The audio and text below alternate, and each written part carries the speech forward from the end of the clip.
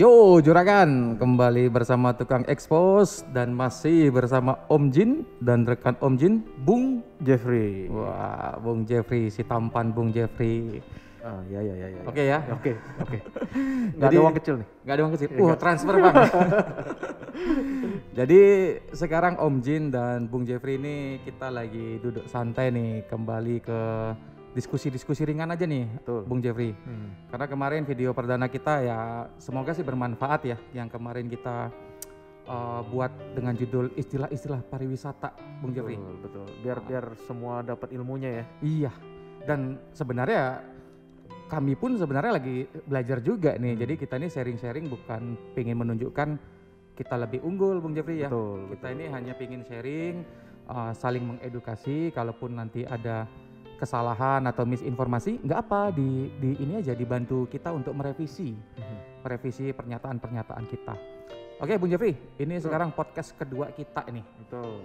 Siap. Ini apa nih temanya hari ini nih, Bung? Harus temanya greget ini, Bung. Nah ini Om Jin, belakangan nih saya tuh sering baca soal pariwisata ya. Oke. Nah pas lagi kemarin itu saya pas baca ada satu tema yang ngangkat soal pembayaran exposure. Pembayaran exposure? Betul. Oke. Nah ini kayaknya kurang familiar bagi saya. Kalau menurut Om Jin itu apa sih tema pembayaran exposure itu ya? Oke, exposure ya. Berembun kacamata saya nih. Saya copot dulu nih. Mesti diganti itu. Mesti ganti. Jadi memang saya juga turut membaca sebenarnya Bang. Belakangan ini lagi heboh ya di masa pandemi ini, banyak orang menggunakan istilah bayar pakai exposure. Betul. Nah jadi sebelumnya coba saya jelaskan dulu exposure ini apa gitu loh Bang. Exposure ini apa? Kalau menurut asumsi saya atau opini saya, exposure ini adalah sebuah atau suatu keuntungan. Suatu keuntungan yang berupa ini sih, keuntungannya lebih ke kayak ketenaran, popularitas. Berarti ini ketenaran orang yang expose ya, tukang itu ya berarti ya? Kalau temanya adalah bayar pakai exposure, berarti dia itu menjual, ya benar, popularitas yang dia punya. Nah, popularitas orang si orang tersebut. Oke. Nah, jadi exposure itu adalah sebuah, boleh dibilang sebuah benefit atau sebuah keuntungan berupa popularitas dan ketenaran yang didapatkan suatu brand dari selebgram, bisa jadi YouTuber, bisa jadi blogger, atau bisa jadi siapapun dia yang memiliki banyak follower. Pengikut atau follower. Bang Jeffrey juga kalau banyak pengikut wanitanya, pacar-pacarnya, mantannya, itu bisa itu jual exposure-nya itu. Jual exposure apa masalahnya? Jadi ya itu kalau pemahaman saya, exposure itu adalah sebuah keuntungan berupa popularitas dan ketenaran yang didapat oleh suatu brand ketika bekerja sama dengan selebgram kah, YouTuber kah, blogger kah, dan lain-lain. Itu Bang, bagi saya loh ya. Ya. Jadi ini orang, contohnya misalnya dia nge-expose suatu hotel misalnya gitu. Berarti dia ngajuin penawaran misalnya sama satu hotel. Oke, saya mau coba expose hotel lo misalnya, atau kamu begini. Dan orang itu akan dapat timbal balik misalnya berupa kamar hotel atau gimana misalnya. Ya.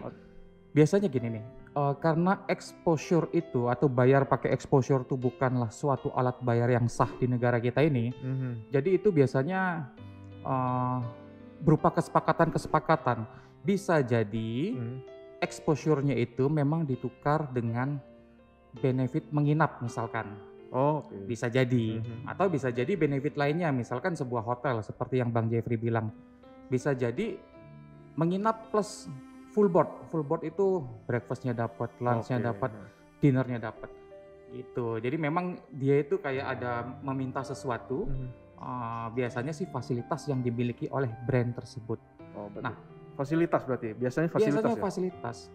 Biasanya. Nah, tapi bagi saya nih, ini kembali nih asumsi pribadi. Exposure ini, bayar pakai exposure ini kan baru booming belakangan ya. Ini kan boleh dibilang masih produk baru, nggak begitu lama-lama banget. Jadi ini terjadi ketika apa istilahnya ya, Instagram, apa selebgram ya, selebgram, YouTuber dan lain-lainnya memiliki banyak follower, kemudian dilihat oleh suatu brand.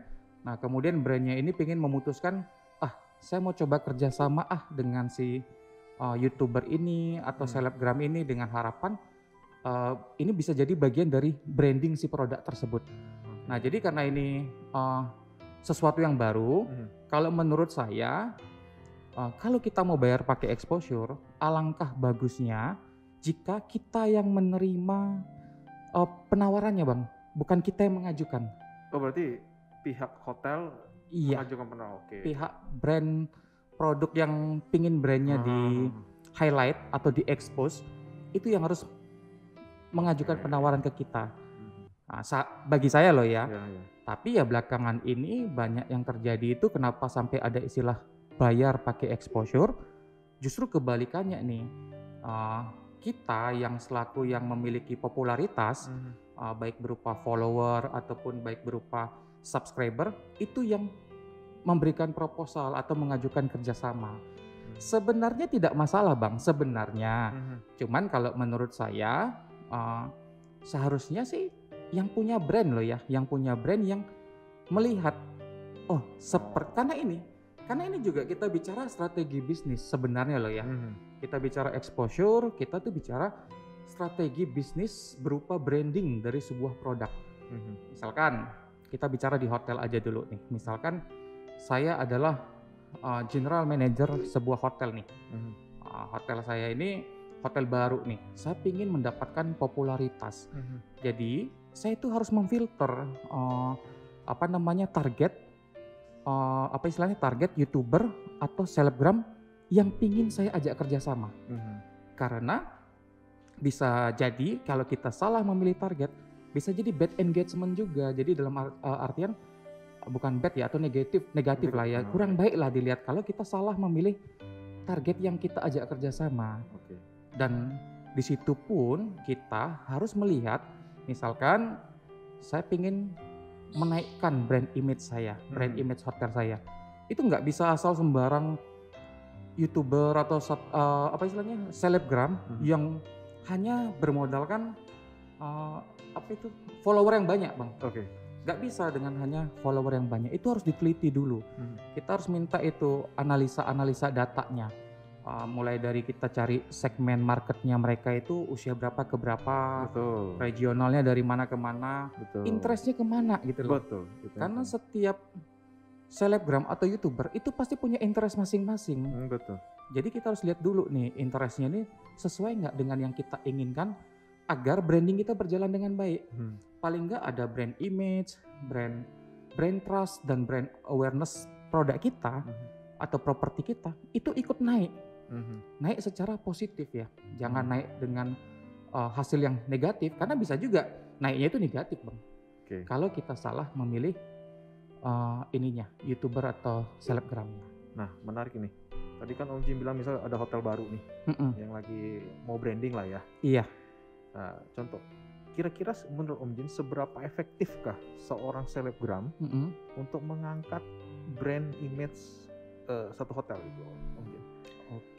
Kalau sesuai dengan tahu Om Jin tadi kan mungkin member-member yang di bawahnya itu, followernya lah ya, belum tentu mempunyai ketertarikan misalnya seorang traveler misalnya. Betul. Kan. Siapa tahu dia tukang makan atau tukang kemana, saya nggak tahu. Iya, betul.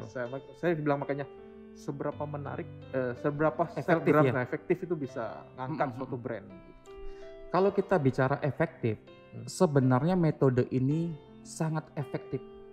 Sangat efektif. Dengan catatan ya Bang ya, dengan catatan itu tadi kita harus memfilter target yang kita ingin ajak kerjasama, yang kita dapatkan exposure-nya, targetnya ini harus kita filter.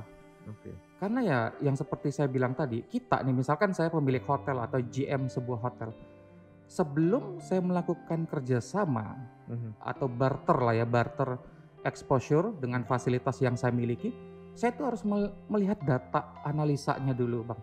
Data analisa seperti yang saya bilang ini, dia tuh terkenalnya di regional mana, kemudian usianya itu usia berapa, interestnya interest apa, sama yang paling penting kalau kita misalkan hotel, brand kita adalah hotel brand bintang 5, kita tuh harus lihat followernya dia ini kelasnya apa gitu loh.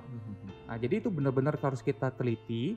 Jika semua filternya itu sudah masuk dan mengerucut ke 1 atau 2 nama, dengan menggunakan jasa exposure ini atau barter exposure ini sangat efektif bagi saya. Efektif untuk brandingnya, skema brandingnya berupa brand image-nya bisa naik, brand awareness-nya naik, sama brand trust-nya juga naik. Gitu. Satu lagi, selain misalnya fasilitas, kita bisa suatu selebgram ya, barternya fasilitas. Apakah mungkin satu selebgram itu bisa dapat pembayaran misalnya berupa uang atau gimana? Karena gini, kita lihat dari sisi bisnis ya Bang, Om Jin ya. Jadi kita kan nggak menutupin lah, kita kan namanya selebgram, kita namanya terkenal, dia pasti kan ada butuh. Oh ya saya nggak mau cuma fasilitas doang. Betul. Saya harus ada uang gitu.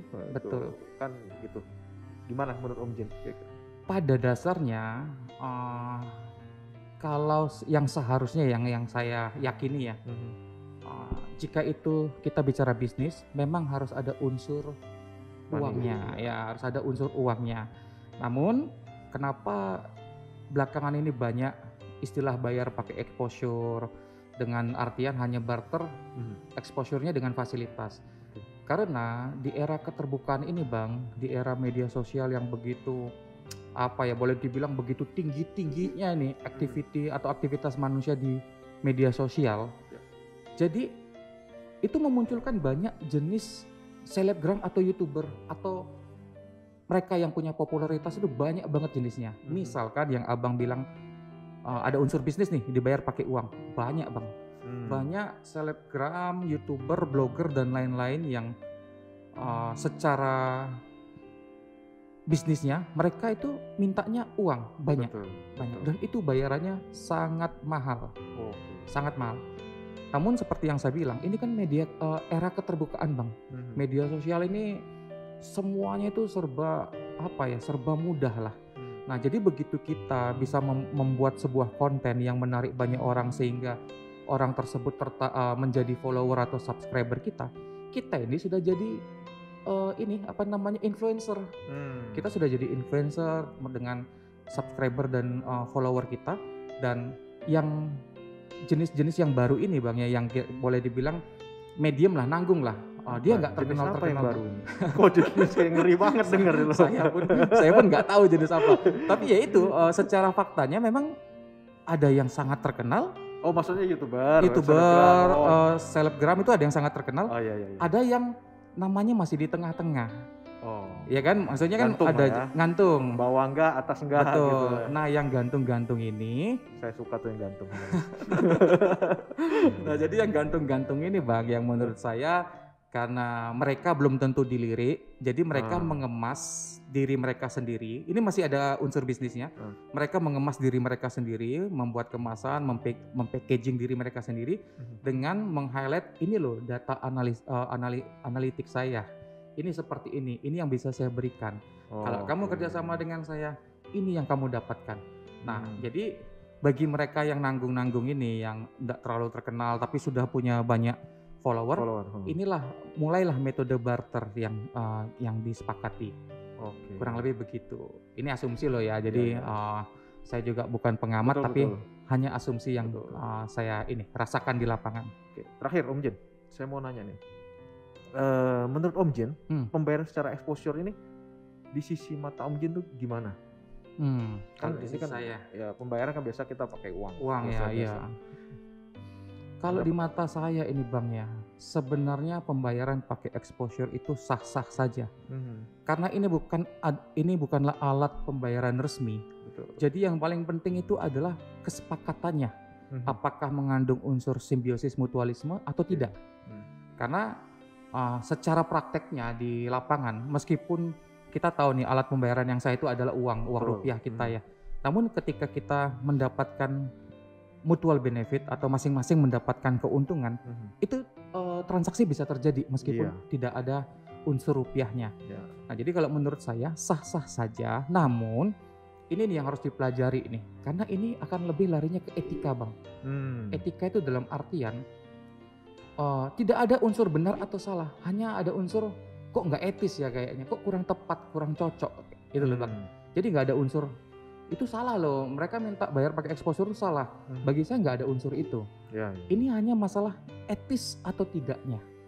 Karena ini bukan tolak ukurnya bukan uang rupiah yang ada nominal yang kesepakatannya dinilai dengan rupiah. Ini adalah kesepakatan dinilai mutual benefit. Jadi ini bagi saya ini lebih condong ke etis atau tidak. Misalkan nih Bang yang lagi berseliweran di timeline kita di komunitas lah ya, bayar pakai exposure. Nah jadi di masa pandemi ini, di masa pandemi kita bicara saat ini, alangkah baiknya kalau kita itu sama-sama memahami situasi rekan-rekan di lapangan, vendor-vendor, hotel dan lain-lain yang misalkan. Sebenarnya tidak masalah kalau kita menawarkan saya bayar pakai exposure ya, saya bayar pakai ini. Sebenarnya tidak ada salahnya. Namun di masa pandemi ini mereka pun sedang kesusahan Bang. Struggle juga. Struggle. Hotel itu struggle dengan penghasilan yang minim banget ya, tidak seperti sebelum pandemi. Bisa jadi tidak ada penghasilan loh ya, karena kan kondisi seperti ini kan rumit banget nih. Mereka tetap harus bayar yang namanya listrik, operasional cost itu pasti ada, air, gaji karyawan, bahkan beberapa hotel demi bertahan dari pandemi itu sampai karyawannya itu kerjanya daily worker. Jadi dijatain masuknya itu mungkin sebulan itu cuma 10 hari, per hari itu cuma dapat ya sekian lah untuk dibawa pulang. Nah jadi dengan kondisi seperti ini, alangkah bagusnya kalau kita itu sebagai influencer ya, influencer ini kan seseorang yang memiliki banyak pengikut. Tindak tanduk kita itu bisa diikuti oleh orang lain loh, karena kita memberikan pengaruh. Nah jadi alangkah baiknya kalau misalkan di masa-masa pandemi ini sebisa mungkin tetap ada unsur bisnisnya, dalam artian kamu seorang influencer, kamu seorang YouTuber, selebgram, pengikutmu banyak nih. Mungkin jangan minta barter nih, mungkin loh ya, tapi oke minta diskon aja. Jadi hotelnya pun, vendor-vendornya pun tetap dapat masukan untuk membayar karyawan-karyawan mereka. Namun di luar pandemi, ini saya bilang ya, kalau saya pemilik produk nih, baik itu hotel, restoran, ataupun produk yang saya butuh di highlight, butuh di expose, saya pasti pakai jasa ini Bang. Karena bagi saya, yang seperti saya bilang tadi, ini salah satu jalan saya untuk nge-branding produk saya. Agar brand image, brand trust, dan brand awareness-nya dapat. Brand image itu boleh dibilang merek kita ini memiliki nama. Kita tuh harus, merek kita, brand hotel kita ini sudah memiliki nama di masyarakat. Jadi namanya ini harus bagus. Lebih dikenal ya. Lebih dikenal. Brand awareness itu boleh dibilang bagaimana dengan kerjasama yang kita lakukan dengan YouTuber atau selebgram tersebut atau influencer tersebut. Bagaimana orang yang menonton itu, follower-follower yang nonton, begitu dia mendengar iklan kita atau konten kita, next ke depannya, begitu mendengar salah satu kata atau melihat logo atau melihat istilahnya bangunan yang kita punya, itu sudah langsung terpikir, oh ini hotel ini, oh ini. Jadi awareness itu adalah kayak apa ya, rasa yang ditanamin gitu. Rasa yang ditanamkan. Jadi ketika terlihat sekilas aja, orang sudah tahu, masyarakat sudah tahu, oh ini si brand A, oh ini si hotel brand A, ini hotel brand B. Itu awareness. Itu sangat penting, sangat penting. Yang ketiga brand trust nih. Dengan kita memilih influencer yang tepat, brand trust itu adalah bagaimana kita, merek kita ini bisa dipercayai oleh konsumen atau oleh masyarakat. Jadi dengan influencer yang tepat ya, kita tuh brand trust kita ini akan terdistribusi dengan baik. Jadi orang-orang itu akan ngerasa, wah ini dipakai sama si ini kayaknya bagus ini. Jadi merek kita atau produk kita atau hotel kita itu mendapatkan kepercayaan yang tinggi di mata masyarakat. Ini bagian dari branding yang bagi saya sangat penting. Karena kalau branding kita sudah berjalan baik, harga itu akan mengikuti. Jadi kita nggak harus bertarung di pasaran dengan harga segmen yang sudah tersegmen. Hotel bintang 3 nih rate-nya adalah 300 sampai 500 misalkan. Hotel bintang 4 rate-nya adalah 600 sampai 900. Hotel bintang 5 rate-nya adalah 1 juta sampai something juta lah. Kita enggak terkungkung dengan arus yang bermain di segmen itu, yang harga itu ditentukan oleh kapasitas bintangnya. Justru harga itu harus dinilai dari fasilitas, pelayanan, kenyamanan dan semuanya. Bukan hanya dari ini bintang 3. Di sebelah saya bintang 3 dapat 300, kamu berani ngasih berapa? Jadi kita itu bisa menaikkan value karena efeknya itu brand value kita akan lebih tinggi. Jadi kita nggak harus bersaing dengan kompetitor-kompetitor yang ngikuti arus persaingan yang kurang sehat bagi saya. Nah, jadi kalau bagi saya, kalau sekarang ini membayar pakai exposure masih sah-sah saja, tapi kita harus menggunakan simpati kita dan etika kita deh. Kondisi sekarang dibayar pakai exposure, orang sudah ngap-ngapan dibayar pakai exposure, kan kita nggak bisa beli nasi padang pakai exposure kan? Kita nggak bisa beli beras pakai exposure dulu. Iya, mending kita nyuci lah di tempat padangnya. Pak, saya kerja aja nyuci sebentar. Itu yang harus kalau saya sih nggak mengarahkan untuk harus berubah, enggak sih, itu kan suka-suka mereka ya. Mereka itu influencer, mereka sudah punya follower, mereka sudah jadi lah. Kalau kita ini kan cuma tukang komentator, Bang. Jadi ya kita itu cuman kalau etikanya sih kalau menurut saya sekarang ini jangan dulu deh bayar pakai exposure. Kondisinya lagi nggak bagus lah ya, ekonomi lagi nggak bagus. Betul. Kecuali memang ya kesepakatannya dengan brand tersebut atau dengan produk tersebut. Ya bagi mereka, yaudah fine-fine aja nih, saya mau nih, nggak masalah, ya nggak masalah. Dan yang satu lagi yang seperti saya bilang di awal, seharusnya sih yang memberikan penawaran itu saya selaku yang punya produk, punya brand. Karena saya pingin mendapatkan popularitas dari followernya, dari subscribernya. Jadi saya yang harus mengajukan proposal dan saya juga yang harus memfilter siapa yang tepat. Siapa yang tepat, tapi karena banyak dipakai oleh produk-produk sekarang, zaman sekarang, kebanyakan orang itu menerima jadinya, Bang. Jadi siapapun yang menawarkan, saya dapat exposure, ya udah deh, boleh deh. Saya dapat exposure, ya udah boleh deh. Jadi nggak ada seleksi lagi gitu, asal langsung. Saya sih nggak mendalami banget ya ada seleksi apa enggak ya, tapi yang saya perhatikan sepertinya sangat mudah melakukan transaksi bayar pakai exposure itu, sepertinya sangat mudah banget. Namun kembali saya tekankan, tidak salah kalau kondisinya normal. Tapi kalau kondisi sekarang bayar pakai exposure itu harus dilengkapi dengan menggunakan etika dan simpati. Nah, kalau bagi saya betul. Itu.